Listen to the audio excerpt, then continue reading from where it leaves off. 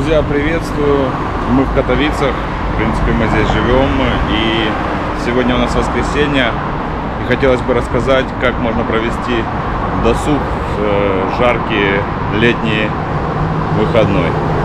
Поэтому оставайтесь с нами, сейчас будет интересно. В Катовицах, как известно, нету моря, и как спасаться в жаркую погоду сейчас будем рассматривать более подробно. В этом году в Катовицах достаточно умеренное лето, сезон дождей, можно так сказать. И солнце нас радовало нечасто. Но когда оно выходило, становилось очень жарко и очень душно. Приходилось спасаться всеми возможными и невозможными способами. Мы почти пришли к месту. И здесь сегодня достаточно людно. Об этом говорит количество автомобилей на стоянке.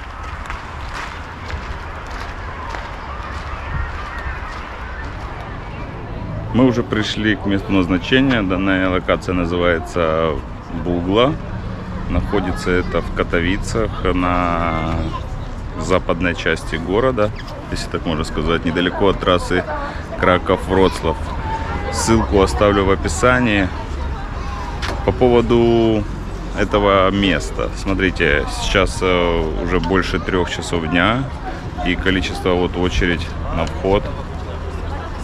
То есть люди сюда идут в любое время. Почему? Потому что здесь большая территория и очень популярная среди местных.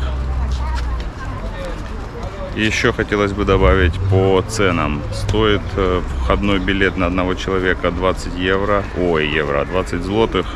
Это порядка 4 евро. Это на целый день с 10 до 7.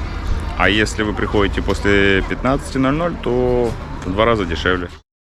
Если чуть-чуть забежать наперед, то сразу вам скажу, что вот таких вот подобных локаций на территории Катовицы в пригороде достаточно много.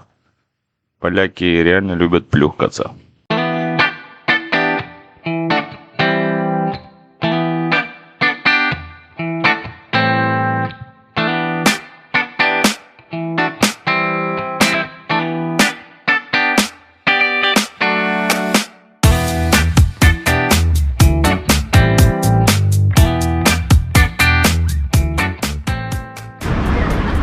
Друзья, на первый взгляд может показаться диким, да, лежать и загорать на траве рядом с бассейном, но в Европе это нормально, поэтому привыкаем тоже.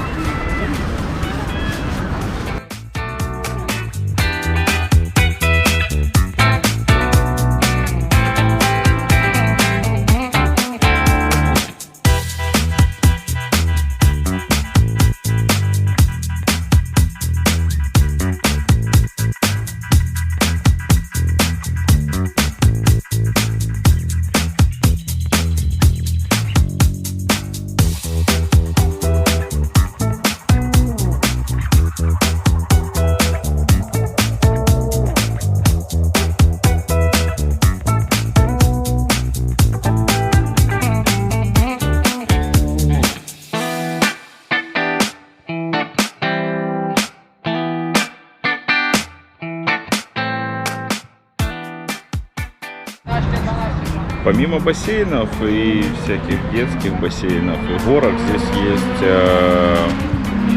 для досуга все необходимое. Волейбольная площадка. И за ней находится футбольная площадка. Сейчас пойду покажу вам. Ну, с футболом обстоят дела похуже, чем с волейболом. Молодежь бегает. А волейбол играют активно. Мы пару раз были в этом месте, и всегда во второй половине дня. Я даже, наверное, представить не могу, насколько идет утром борьба за тенек, потому что его здесь реально мало. Есть несколько деревьев, и на этом все. Еще здесь нельзя заносить с собой, приносить алкоголь или там какие-либо спиртные напитки.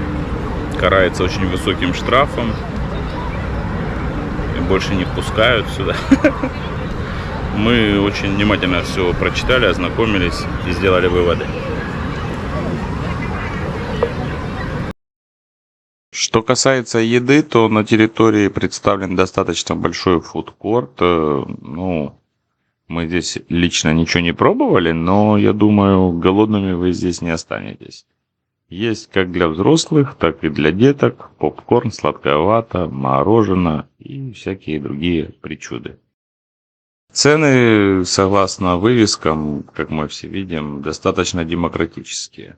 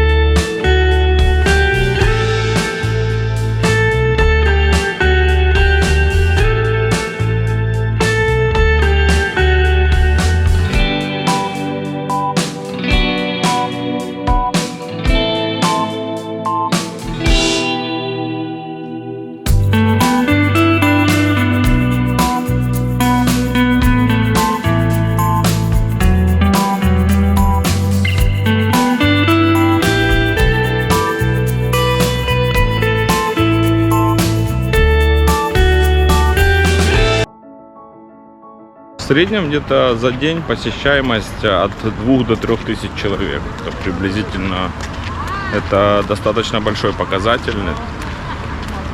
Большая территория позволяет это размещать с легкостью, такое количество людей. Ну и напоследок сделаем небольшой облет. Посмотрим, как это все выглядит с высоты птичьего полета.